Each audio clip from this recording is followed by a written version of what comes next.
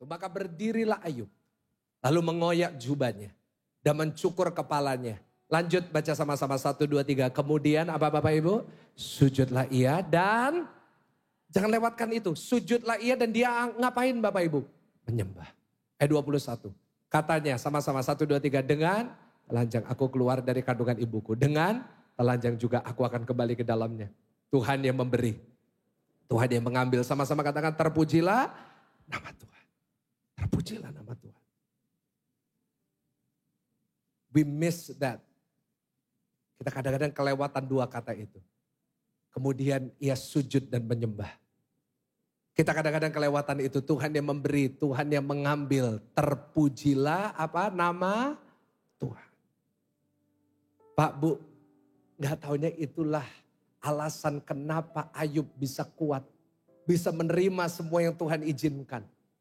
Inilah alasan kenapa Ayub bisa sabar menunggu waktu Tuhan.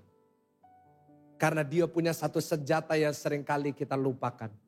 Namanya pujian dan penyembahan. Pak Bu, kita bukan cuma punya satu senjata namanya pedang roh yaitu firman. Kita punya kekuatan namanya pujian dan penyembahan. Ulangi sama-sama apa pujian? Sebab itu yang ketiga yang terakhir. Sambil kita bangkit berdiri di hadapan Tuhan. Kita bangkit berdiri, kita baca poin yang ketiga. Prinsip yang ketiga yang harus kita pegang. Catat baik-baik. Yaitu tetaplah memuji Tuhan dalam lembah. Ulangin sama-sama 1, 2, 3. Tetaplah memuji Tuhan dalam apa? Dalam lembah yang paling dalam pun. Belajar untuk tetap memuji Tuhan.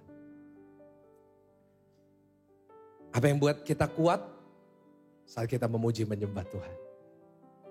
Saudara, beberapa minggu ini saya kehilangan orang-orang yang saya kasihi.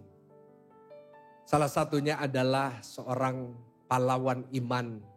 Namanya Bapak Pendeta Yusuf Rodi. Dan saya bersyukur sekali di akhir hidupnya.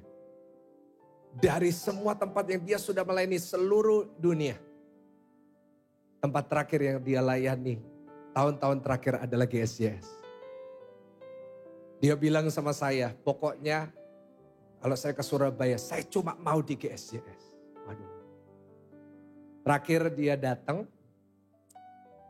dia bawa catatan khotbahnya. 1 tahun terakhir, setiap kali datang, setahun 4 kali di GSJS.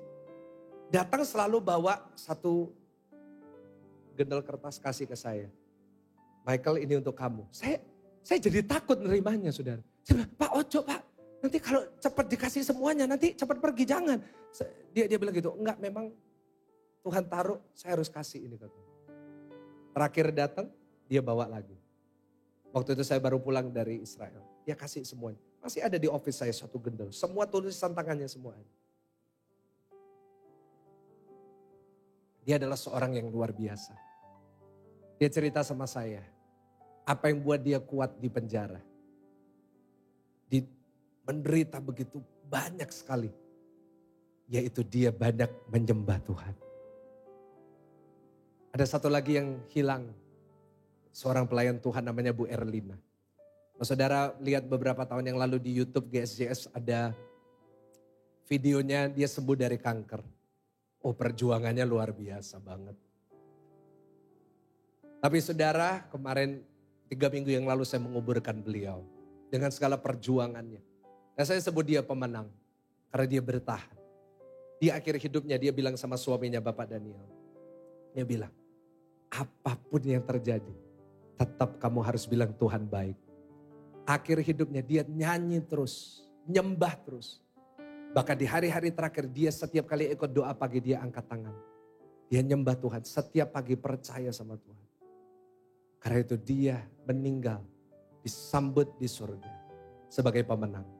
Karena dia kuat dan bertahan dan setia kepada Tuhan sampai hidupnya. Kenapa orang-orang ini bisa kuat di tengah penderitaan? Karena mereka melakukan itu. Di lembah pun tetap nyembah. Kenapa orang Israel dikenal sama musuhnya? Musuhnya berkata, Allahnya orang Israel ini Allahnya lembah.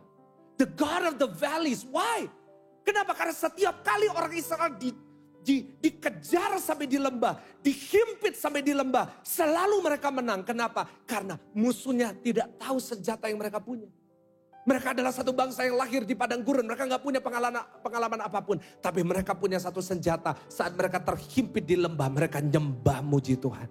Dan di situ ada kekuatan Tuhan karena Tuhan bertata atas pujian. Orang Yeriko melihat dan menertawakan mereka mengelilingi tembok itu sebanyak 7 kali.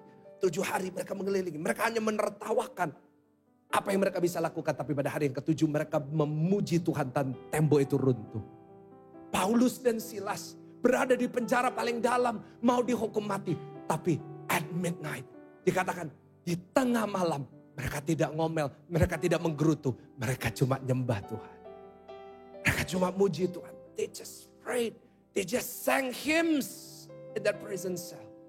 Apa yang terjadi? Saat pujian dinaikkan, setiap belenggu-belenggu dilepaskan oleh Tuhan malam hari ini. Kuasa yang sama ada di sini. Kau boleh ngalamin persoalan. Tetap menyembah Tuhan. Karena bukan hanya Dia akan bekerja saat kita menyembah. Karena memang hanya nama Tuhan Yesus yang layak menerima segala pujian.